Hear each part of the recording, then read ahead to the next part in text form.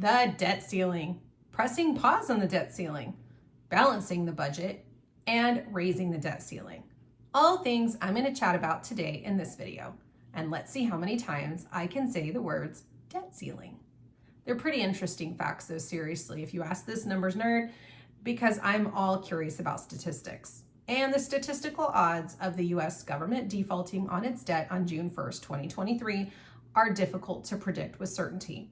However, Treasury Secretary Janet Yellen has warned that the government is highly likely to run out of cash by early June if Congress does not act to raise the debt ceiling. The Congressional Budget Office, or the CBO, has also warned that there are significant risk of default if Congress does not act, and estimates the government would have to cut spending by a whopping $1 trillion, that's with a T, to avoid default. It is important to note, however, that the U.S. has never defaulted on its debt before. However, the current political climate is so highly polarized, and it is possible that Congress will not be able to reach an agreement to raise the debt ceiling. And if this happens, it would be a major economic event with far-reaching consequences. And given the current political climate, close to an election year, I don't think either major political party wants to risk annihilation in the polls. The United States has actually had a balanced budget on only 5 occasions in the last 50 years. That would be 1969, 1998, 1999, 2000, and 2001. That's kind of sad to say if you really think about it. However, the federal budget has had a deficit every year since 2002. The federal budget is actually just a statement of the government's income and spending for a given year. A balanced budget occurs when your income equals its spending. And of course, the deficit occurs when your spending exceeds your income, just like it does in our checking account. There are a number of reasons why the federal budget has been in deficit for so long. And one, of course, is that the government has been spending more money on entitlement programs, such as Social Security or Medicare. And another reason is that they've been cutting taxes and shelling out lots of cash lately in the last couple of years.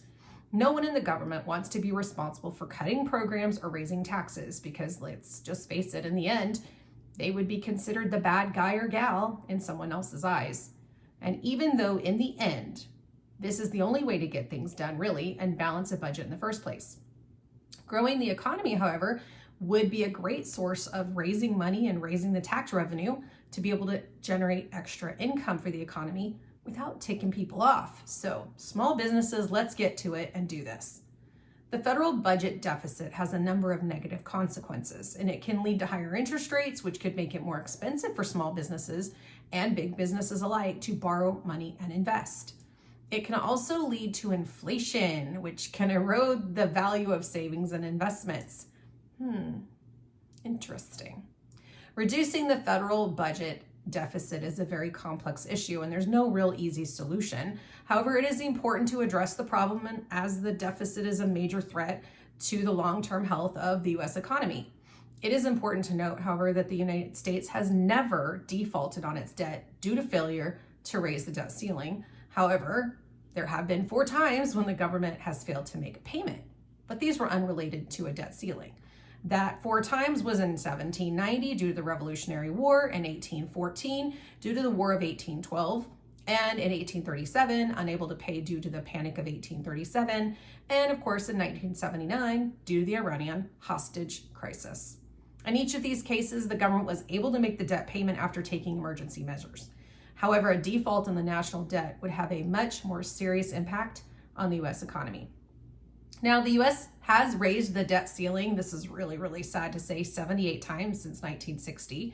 The most recent increase was in October of 2021 when Congress raised our debt ceiling by $480 billion. That's with a B. The debt ceiling is a limit on the amount of money that the federal government can borrow, so it's obviously set by the federal government and the Congress and Senate. And when the government reaches this debt ceiling, it simply can't borrow any more money to pay its bills. This can lead to a government shutdown. It's kind of like having a really big credit card and you're at your limit. So when the government shuts down, it's unable to operate because it doesn't have the money to pay the employees or the contractors. So therefore, they're just closed for business. Raising the debt ceiling is a very controversial issue, though, because some people believe, including myself, that this is irresponsible for the government to continue to borrow money, while others believe it's just a necessary evil to avoid a government shutdown. In recent years, raising the debt ceiling has become increasingly difficult. In 2011, the debt ceiling became a major political issue, and it is likely to continue to be a source of controversy in the future moving forward.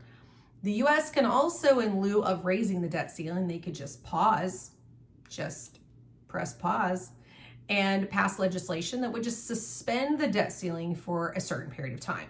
And this would allow the government to continue borrowing money without having to raise the debt ceiling, and then kind of just table that till later. There's a few different ways, of course, that could be paused, and one option would be for Congress to pass a law just suspending that ceiling for a certain period of time, such as 1 or 2 years. Another option would be for Congress to pass a law that would automatically raise the debt ceiling each time it reaches a certain level, which I kind of think, like, what's the point in that? Pausing the debt ceiling would be a temporary solution only, though, and eventually Congress would have to raise the debt ceiling again, or default on the debt, or maybe just, balance the budget. However, pausing the ceiling would give Congress more time to come up with a long-term solution to the problem. It is important to note, however, that pausing the ceiling would not be without risks, because Congress has to raise the ceiling after it expires. So otherwise, we would default on our debt. And this would, of course, have devastating, long-reaching impact on the US economy and lead to recession. Ultimately, the decision on whether to pause or raise the debt ceiling is a political one, and Congress has to weigh the risks and benefits of pausing it before making a decision. The US has paused the debt ceiling 3 times in the past. In 1995, 3 months was our pause period. In 2002, it was a year, and in 2011, it was 2 years. In each of these cases, Congress eventually raised the debt ceiling again, unfortunately. However, pausing the debt ceiling has become increasingly difficult in recent years. So we really have 3 choices. Number 1, we can pause and delay the inevitable conversation to later, therefore avoiding conflict, what I was really, really good at in my younger years, or raise the debt ceiling because we can't seem to balance a budget since this leads to political suicide, or we revamp our political system, play nice with each other, and balance the budget already.